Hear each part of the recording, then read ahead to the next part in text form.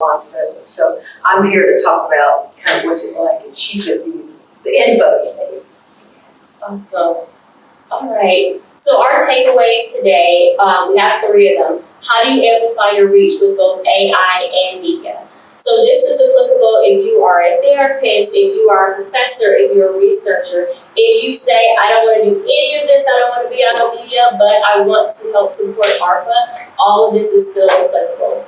We're also going to discuss what does it mean to build or to think through the first few steps of building a thought leader identity. And then also, of course, the ethical considerations when it comes to integrating AI into your work. Alrighty, so we have a question. We want this to be very interactive. We want you to have some takeaways from this as well. So how many of you have ever felt like you're just very limited in your work, you're limited in what you can share? Maybe it's just within the 4 walls of your office, but you want to do more outside of that. So we have a few people that say they feel limited in sharing their expertise. And then what does it mean to really break through those barriers? Because often when it comes to developing your own media brand, whether it's you as a brand or your clinic as a brand, we have these barriers, especially these mental ones. How do we break through those? So we're going to talk about those. You know, one of the things that, because I had someone that actually was, I mean, she's not a psychologist, but she was urging me to write and that kind of thing. And my hesitation, this was back 12 years ago, my hesitation was, well, who am I to call myself an expert? Mm-hmm. You know, I'm just a little therapist in Fayetteville, Arkansas. And she said, how long on social media do you think the definition, I mean, how long should you be doing what you're doing to be called an expert? I said, 20 years. She said, 5 years. If you've done that for 5 years, then on social media, you're considered an expert. And I was just, my jaw dropped. I said, all right, I've done it 4 times longer than that. So there you go. And that kind of goes back to that. You've probably heard you spend 10,000 hours doing something, you're officially an expert. So that's kind of, you know, it coincides with what you brought up. But that's a really, good point. Okay.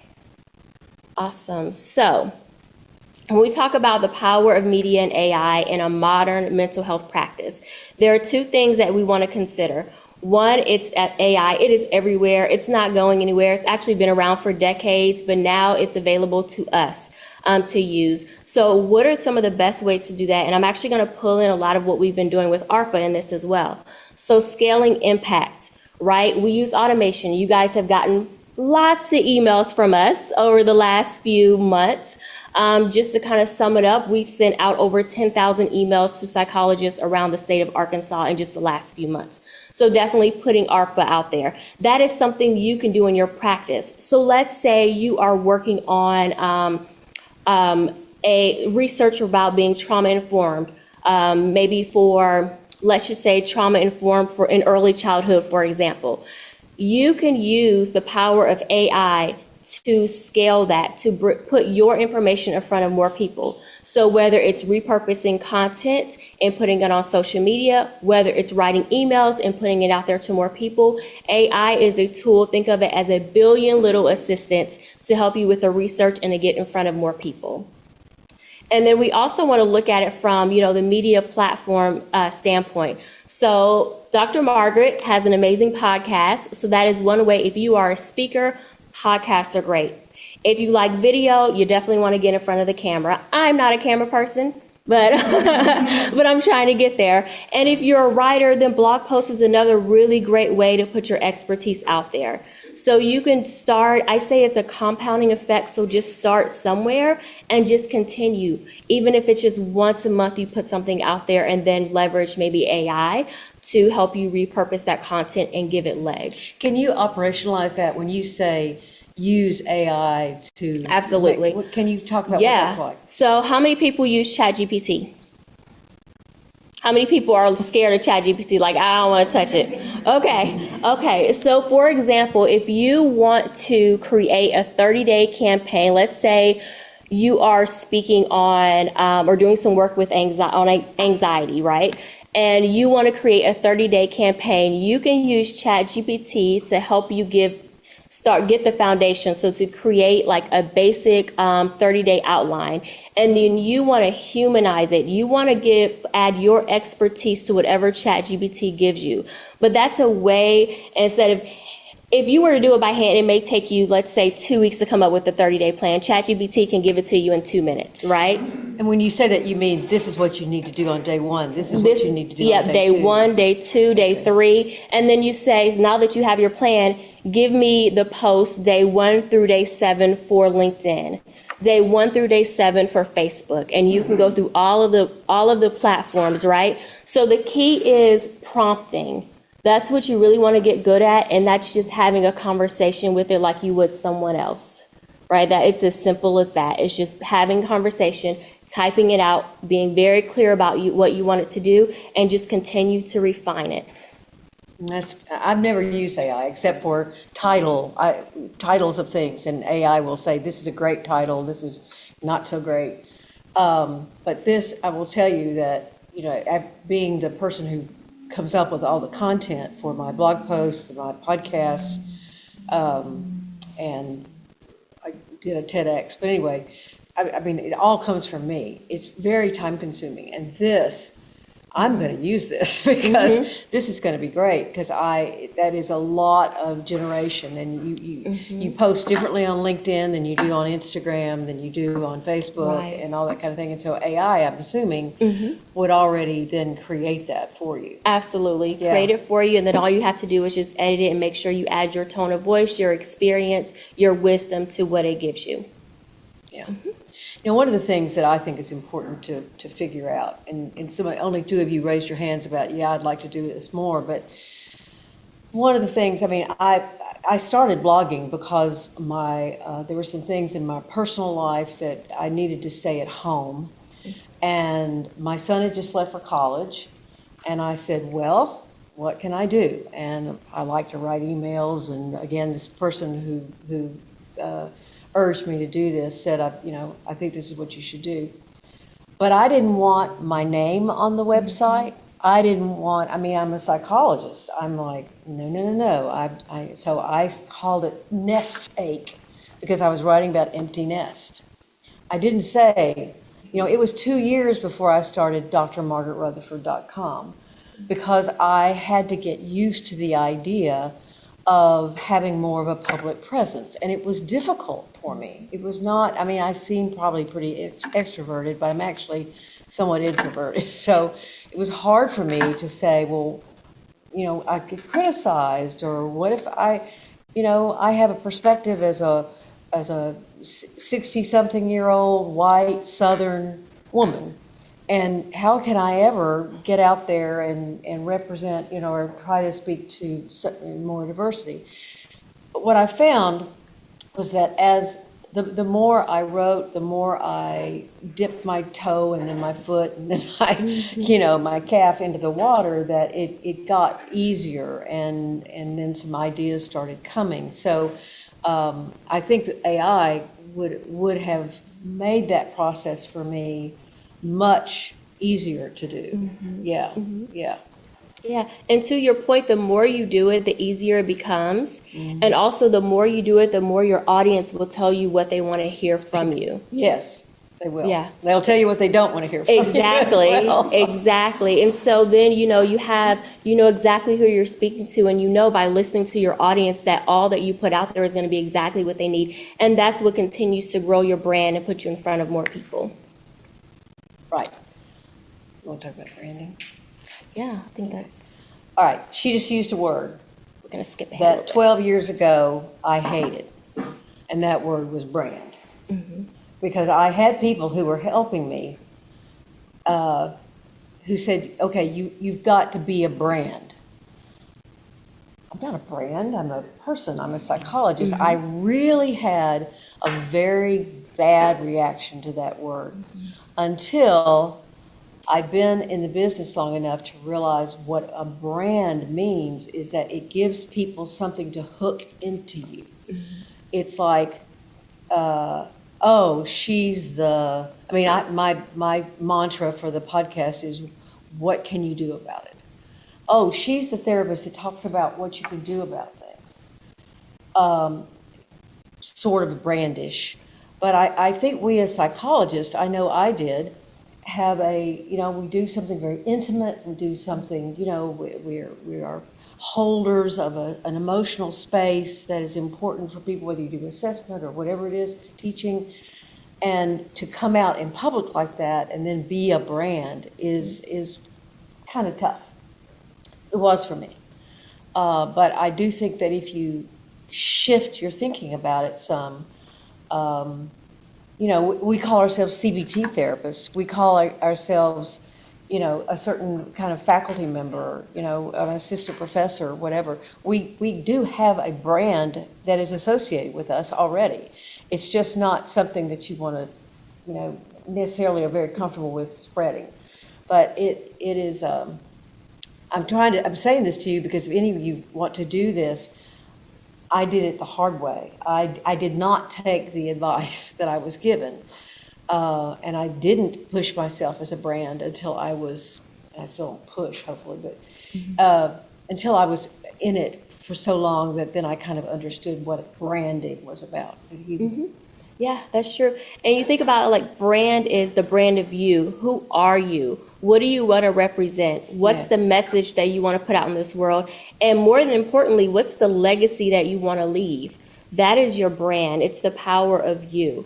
And so as you think about it, even go home tonight and think about what if I were to create a brand right now, what do I want it to say? How do I want it to make people feel? And your brand, you may decide, I don't want to do a brand around me at all. So it may just be your clinic, your practice, your book, a webinar. There are so many different ways that you can brand the work that you do to help hundreds of thousands of people out there. Because once you put it out there, it's out there. It's just a matter of making sure you get it in front of more people. Yeah. Yeah, I know. What legacy you want to leave at your brand. Mm-hmm.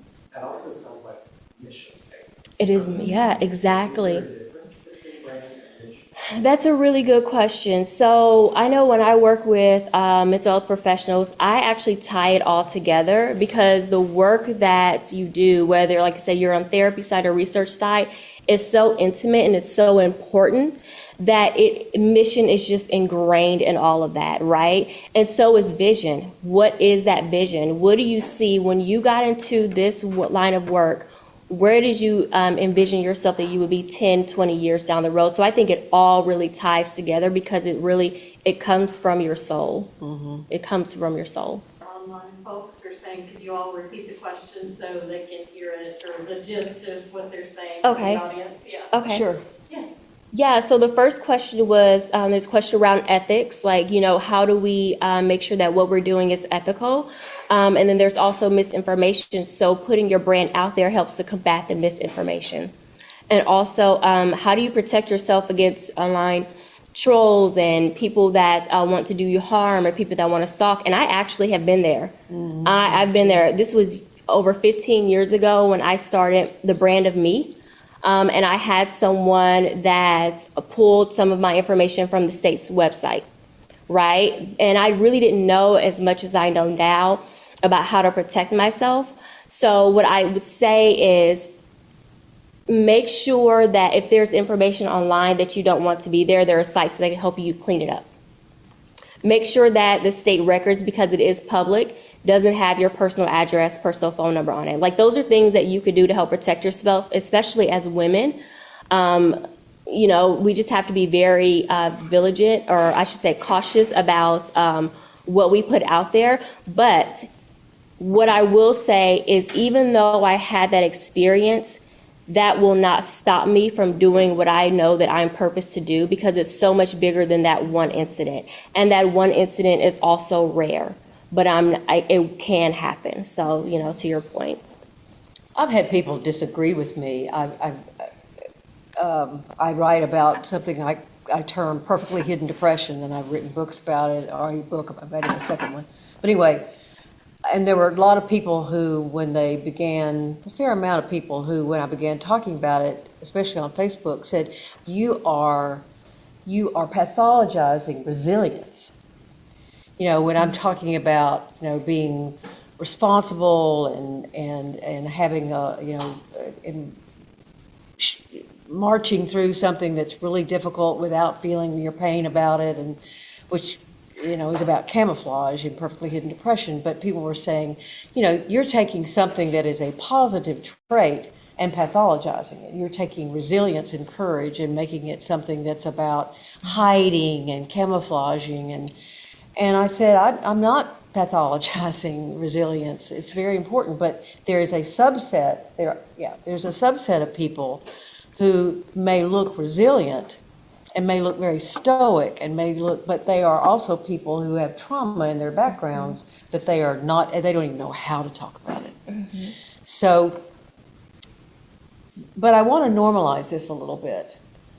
I've done some theater in the Northwest Arkansas area, and I played Desiree in a little night music, and at the end of the musical, she kisses her, the guy that they've been flirting with, a years-long relationship.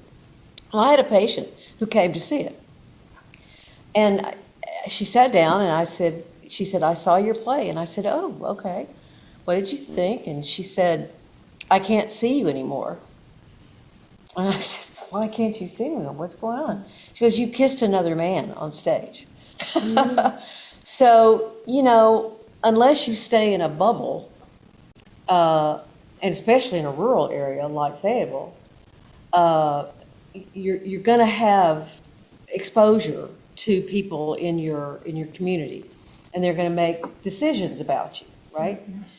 I decided when I started writing, and this was not an easy decision, that I was going to be very honest about who I was. I have panic disorder. In fact, it's performance anxiety. That's one of the reasons why I'm sitting down. I've been divorced twice, and I have a history of anorexia. And in order to be myself, I was going to not talk about those things, a lot. But I was going to say, I know what this feels like to have a panic attack. I know what it feels like to feel like a complete failure in relationships. And so what I have found is that people go, well, thank goodness. Mm-hmm. You're talking about yourself like you're a normal or relatively normal person with relatively normal struggles. Mm-hmm. And rather than my fear was saying to me, people are going to say, well, what are you doing telling me what to do? You're obviously a screw up.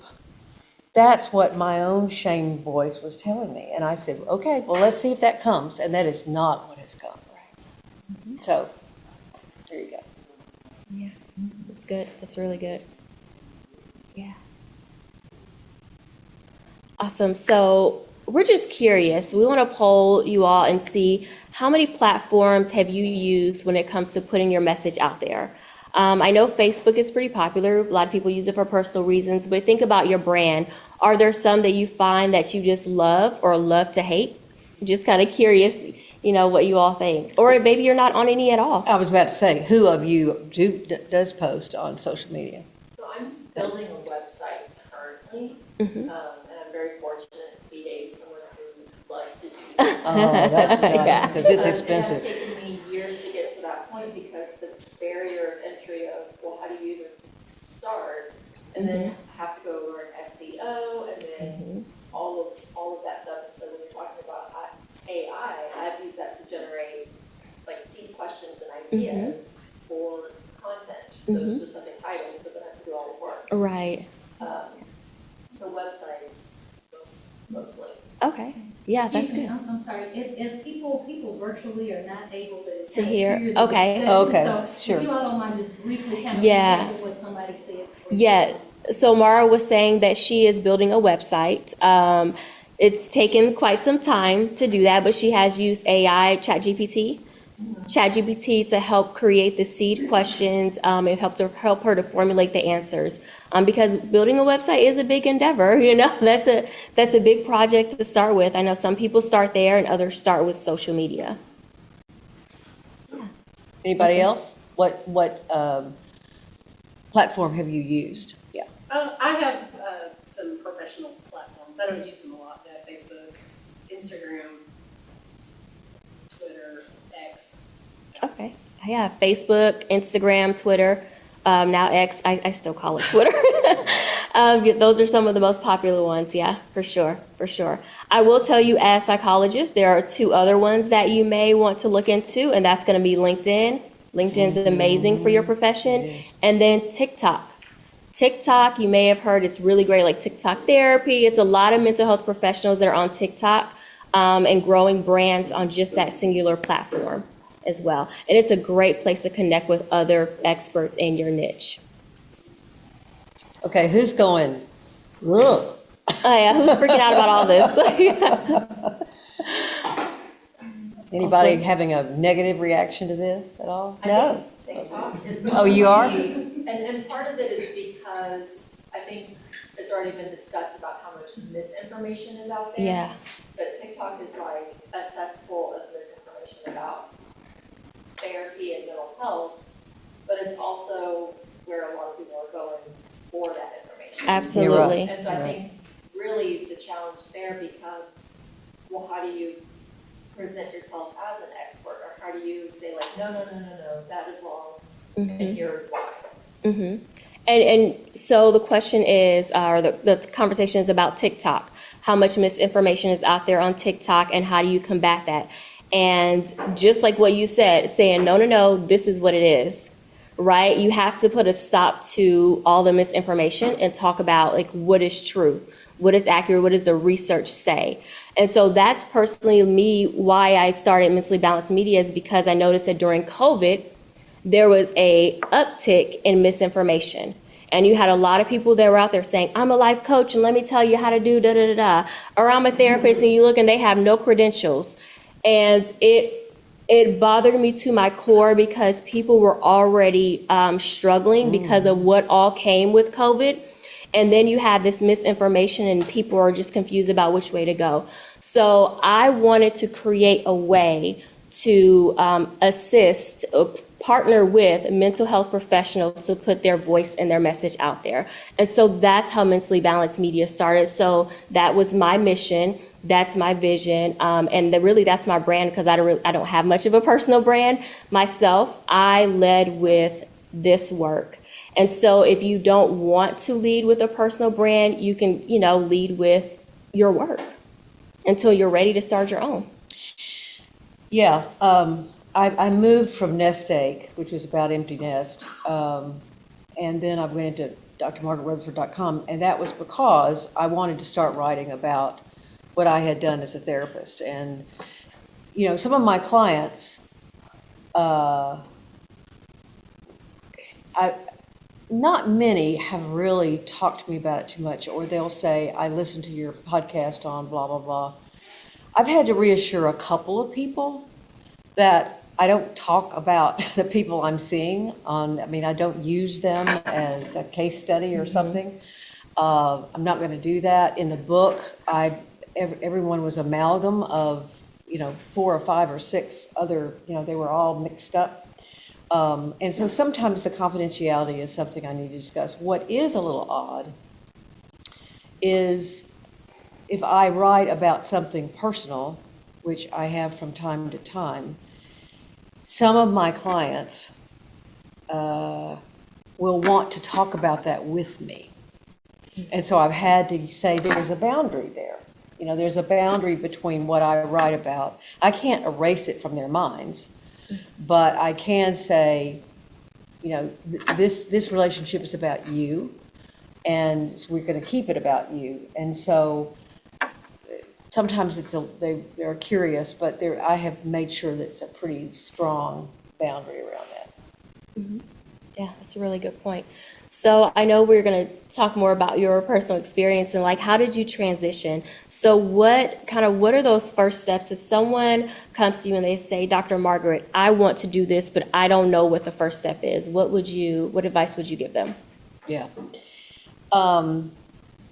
Well, I was very comfortable with writing. I like to write, and so I started blogging. I happened to write a blog post that went viral where I picked the term perfectly hidden depression out of the air.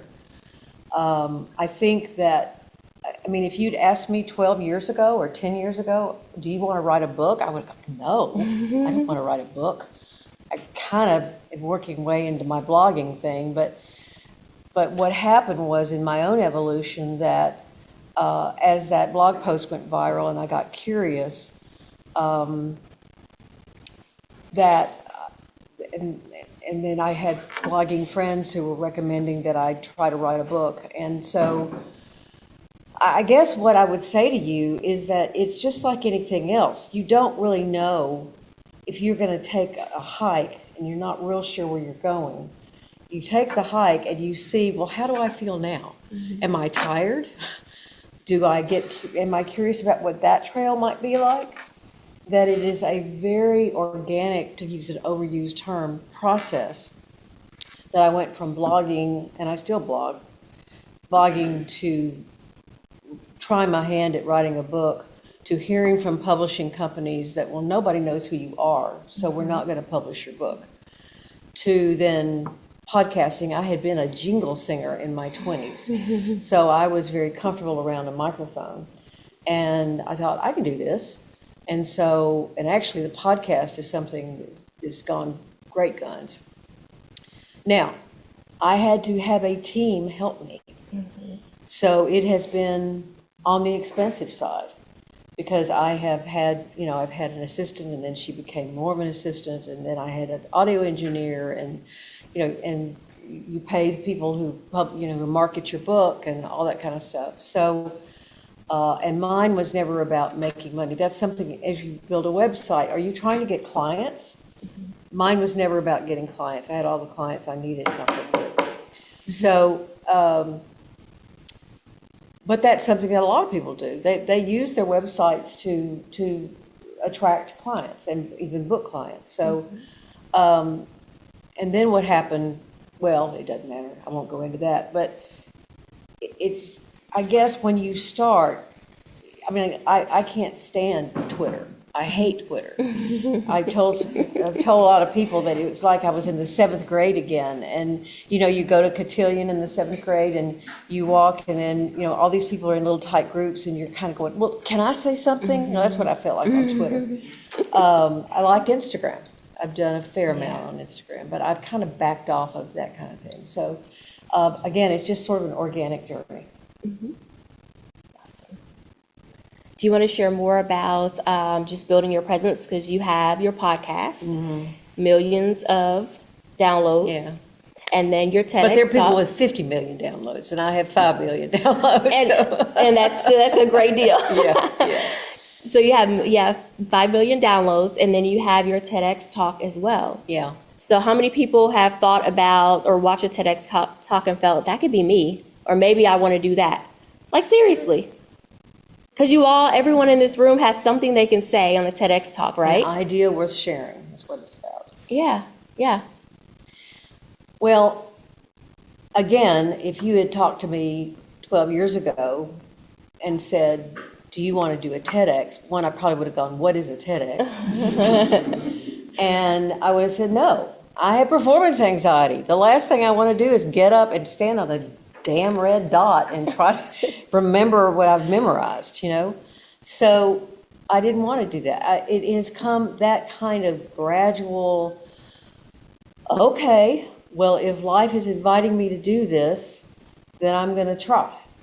I say something to my clients all the time that I apply to myself. If I believe something should exist and it does not, then I want to try to create it. And so that's what the book was about. The TEDx actually came as a quick story. These people on LinkedIn reached out to me, and one of them had one of her best friends kill herself.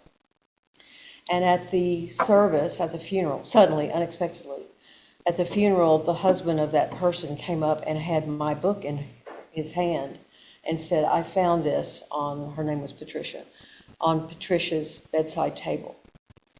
And so these women wanted to know about perfectly hidden depression, and I talked more about it. And then one of them was a co-organizer of a TEDx in Boca Raton, and she said, I want you to submit. I submitted the first year, 22, didn't get in. I submitted again in 23, got in.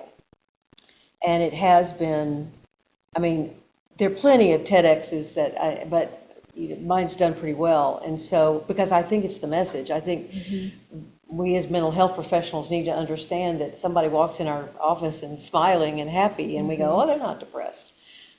No, that's not true. So anyway, that's kind of been my journey as far as what I'm doing now. And I was having a panic attack during my TEDx.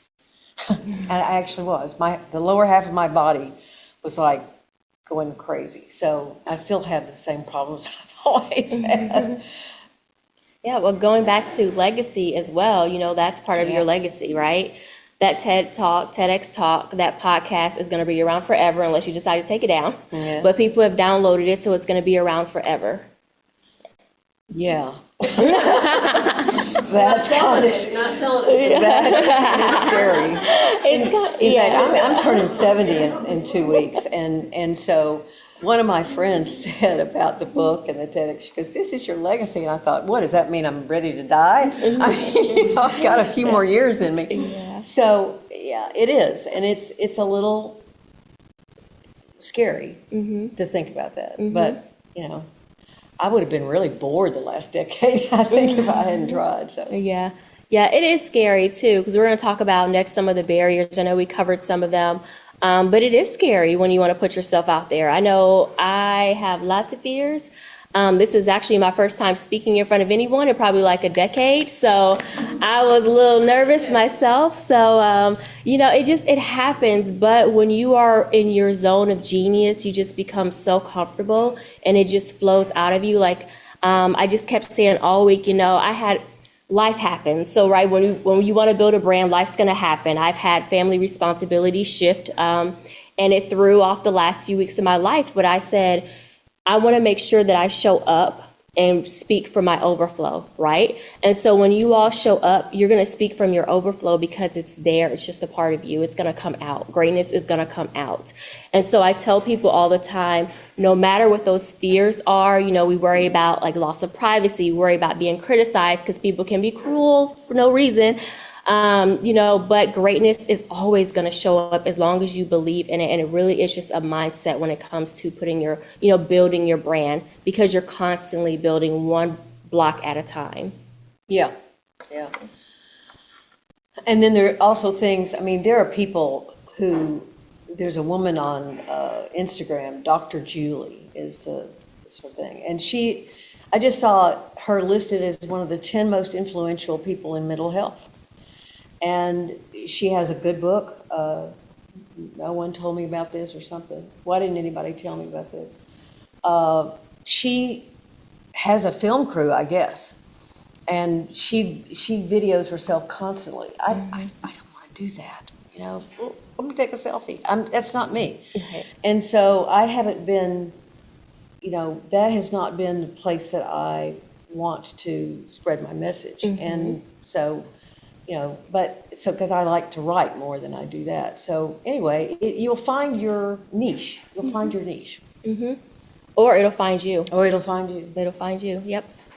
Awesome. So now, go ahead. I was just curious, I'm very early in my career, but it seems like there's lots of conversations surrounding AI, and that's kind of the direction a lot of people are headed. But like, what advice would you have for very early career psychologists who, we know there are people around us who have more expertise, and we're kind of just getting our feet wet and figuring out kind of our path and our journey. Do you have any advice for how to utilize AI when you're just starting out? That's an excellent question. So the question is, what are some of the best ways to use AI if you are an early career professional just starting out, especially when it seems like other people around you are using it, but you're not quite sure how you want to? I say research is one of the best ways to use it. There's so much information out there, but you can type in what you're looking for. So let's say you have a patient that has come into your office and you want to know about maybe a different therapeutic approach. AI is going to be a really great way to learn about that in just a few minutes.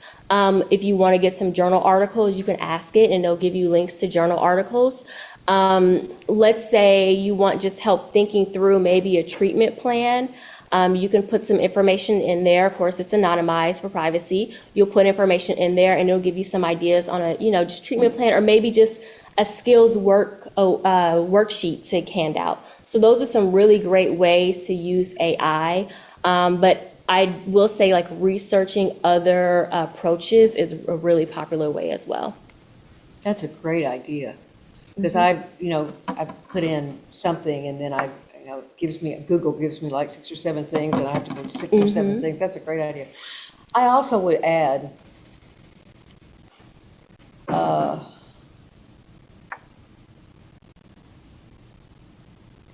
if you wanted to write about your experience, let's say, if you wanted to blog about it or talk about it on something, there are a lot of people out there that are early in their career. Yeah, absolutely. That would go, oh, I can't believe I'm hearing from somebody who feels just like imposter syndrome, blah, blah, blah, blah, blah. It's like, you don't have to pretend that you're somebody with 15 years of experience. I said at the beginning a few minutes ago that I knew that my perspective is limited by the life I have led. And so I'm not going to speak to everything. I can't. I can't. I just I try to do research and then speak to what feels right to me and what I have learned from my clients in therapy. I've learned so much from them. So, if you got to say, I'm not going to pretend to be something I'm not, but I'm also going to, this is the audience I want to speak to right now, the people who are right where I am. Does that make sense? Absolutely, absolutely. Another thing that popped in my head about, using AI and ChatGPT too, let's say you have 20 journal articles, and there's no way you'll get through those in just, a week. You can actually upload those to ChatGPT, and it will summarize those journal articles for you. So that makes it much easier to consume that information. And then if you say, this is the article that I want to focus on, then you can actually read the full article. So it's a great way to help to summarize that information as well.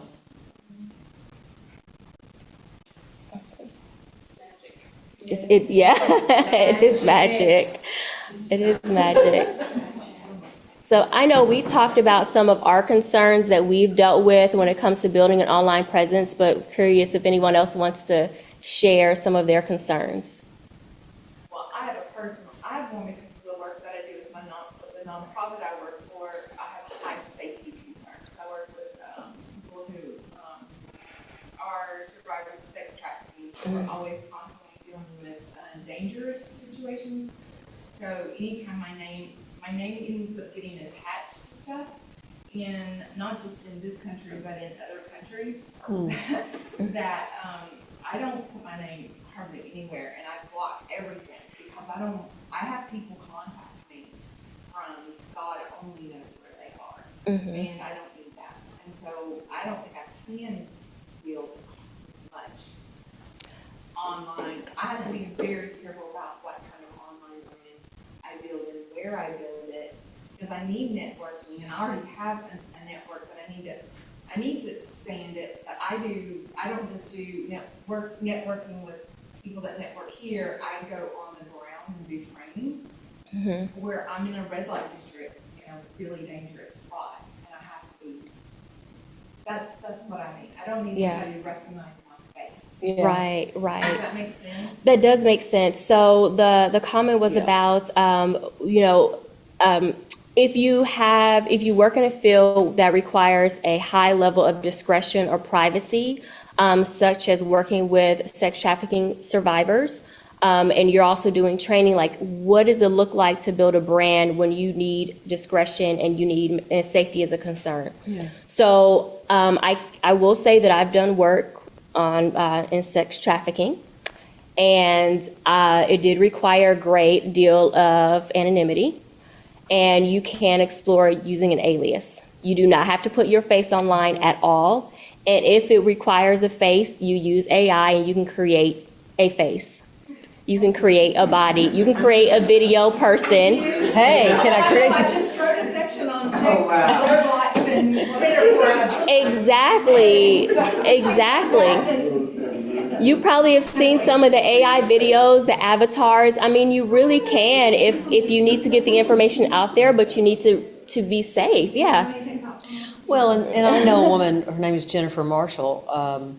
She wrote about her bipolar disorder for years before she decided, I'm going to come out and say who I am. And that when she did that, she started this nonprofit called This Is My Brave that features people standing up and talking about their mental struggles, their mental health struggles. And it's now an international organization. So, you know, when you decide, obviously in your position, something like Selena just said is going to be important. But there are people who write undercover, so to speak, for a while, or even blog, or even a podcast. And, well, that might be kind of hard. But that sort of revelation, or when you are ready to say, this is my struggle, you know, then you can do that. Absolutely. Yeah. That's a really great question. Other concerns?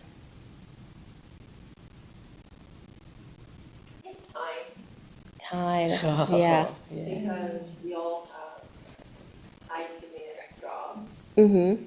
and sometimes building an online presence doesn't have anything to do with our day job, Right. right? Mm-hmm. You work for UAMS, I'm not building a UAMS online Right. presence. Mhm. UAMS has already done that. It's more like personal, different.